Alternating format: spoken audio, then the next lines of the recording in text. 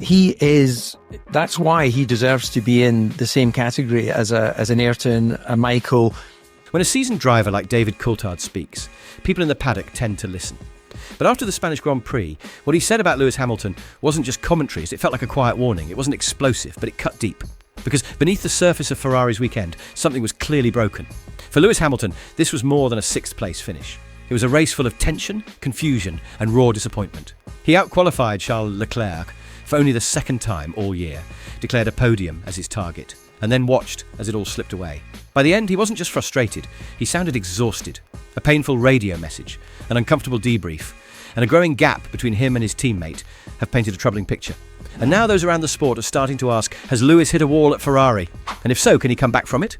For a moment, it looked like the tide might finally turn. Arriving in Barcelona, Hamilton managed to outqualify Charles Leclerc for just the second time this season in a Grand Prix session. A small but symbolic victory in a campaign that's tested every inch of his patience. Ferrari had been chasing upgrades. Hamilton had been working overtime to adjust his driving style. And together, there was a sense of momentum. His pole position earlier in China and a sprint win were the only real highlights of the season so far. But this qualifying result felt different. It wasn't handed to him by conditions or chaos. He earned it outright. With clear track ahead, a car finally behaving on Saturday, and a confident mindset, Hamilton set his sights on a podium finish. For Ferrari, a double top six start meant a real chance to score heavily. But as the sun rose over race day in Spain, it all began to unravel. And fast.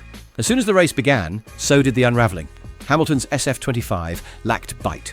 There was no sharpness through corners, no real acceleration down the straights. While Leclerc found rhythm, Hamilton was left wrestling a car that simply refused to respond. The radio traffic was revealing. No yelling, no chaos, just calm desperation. He could feel it in the tyres. He could feel it in the steering. There was something off. That sense only deepened when Ferrari made a call that was hard to ignore. Hamilton was told to let Leclerc through. The moment felt symbolic. A 7-time world champion who had just outqualified his teammate being asked to step aside. Leclerc darted forward and never looked back, racing to third. Hamilton, meanwhile, began drifting. He was overtaken later by Nico Hülkenberg, a silver driver few expected to be in that kind of fight. From chasing a podium to battling for sixth, it was a fall no one expected to watch unfold so quickly. But that wasn't the whole story. In the final moments of the race, Hamilton's voice crackled through the team radio with a message that stopped fans in their tracks. "Unbelievable, guys," he said. "There's something wrong with this car, mate. It's the worst it's ever been." It wasn't anger. It was exhaustion.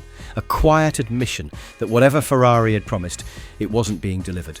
After crossing the line in sixth, Hamilton's tone didn't change in post-race interviews. "It was just not a great day," he said. "Strategy was good. Team did a great job. What do you want me to say?" That sentence hit hard. There was no fight in it, just resignation. Asked if the team could fix the issues, Hamilton gave a brutally honest answer. "I'm sure they won't. It's probably just me." That line alone sent a ripple through the paddock. Because if Hamilton himself was beginning to doubt, what did that mean for Ferrari's 2025 campaign?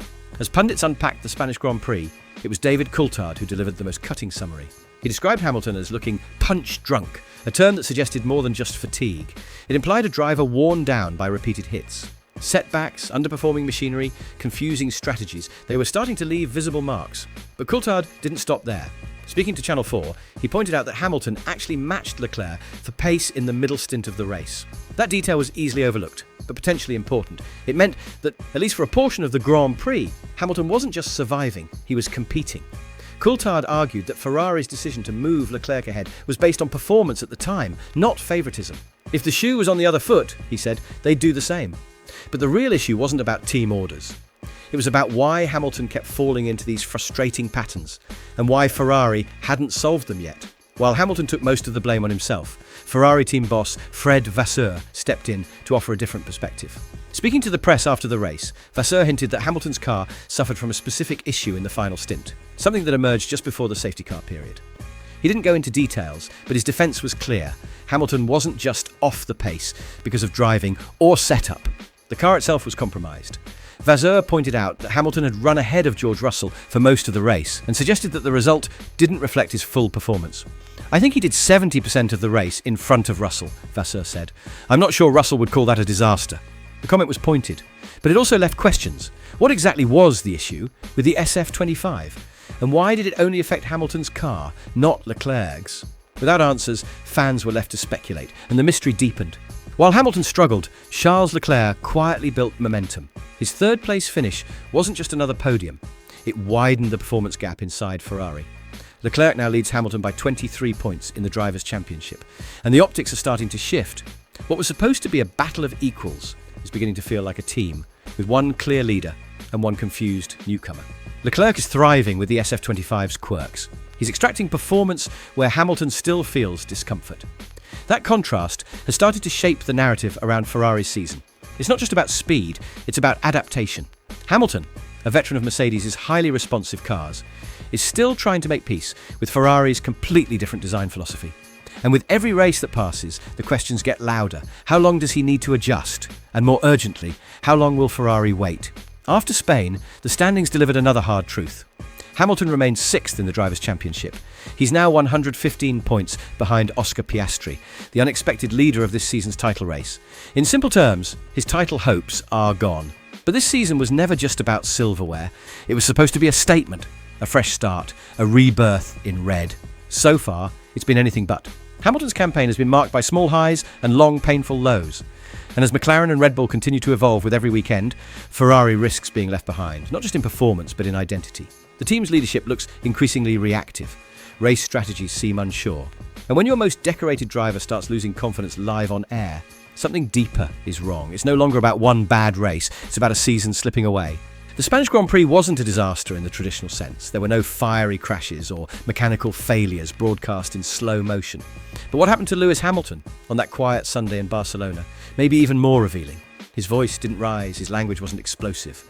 But the message was unmistakable. He no longer sounded like a man fighting to win. He sounded like a man trying to understand what went wrong again. The car didn't feel right. The result didn't match the effort. And the silence that followed his debrief said everything Ferrari fans were afraid to hear. The magic is missing. And it's not just about horsepower or aerodynamics. It's about trust. Trust in the machinery, the strategy, and the people calling the shots. And right now, that trust feels fractured. Charles Leclerc, on the other hand, is thriving. He's driving with clarity, confidence, and growing authority inside the team. That contrast is becoming too sharp to ignore. The more Leclerc rises, the more Hamilton seems to fall into a fog of uncertainty. And while some are quick to call this just an adjustment phase, the reality is harsher. Hamilton's clock is ticking. He came to Ferrari to reignite his career, to prove that greatness wasn't confined to Mercedes silver. But the deeper this season gets, the more that mission feels like a struggle for identity rather than performance. When David Coulthard used the phrase punch drunk, it wasn't about insult, it was about recognition. He saw what many others are beginning to see. A legend, still capable, still dangerous, but lost in a system that doesn't fit him yet. So now the question becomes urgent. Can Lewis Hamilton recover before the gap to Leclerc becomes permanent? Can Ferrari change direction before the story turns into regret? Or are we watching a painful unravelling of a dream that once seemed unstoppable? Let us know what you think in the comments below. And if you want more raw insight, race breakdowns, and F1 drama from inside the paddock, make sure to like, subscribe, and hit the bell, because the next chapter might be even more explosive.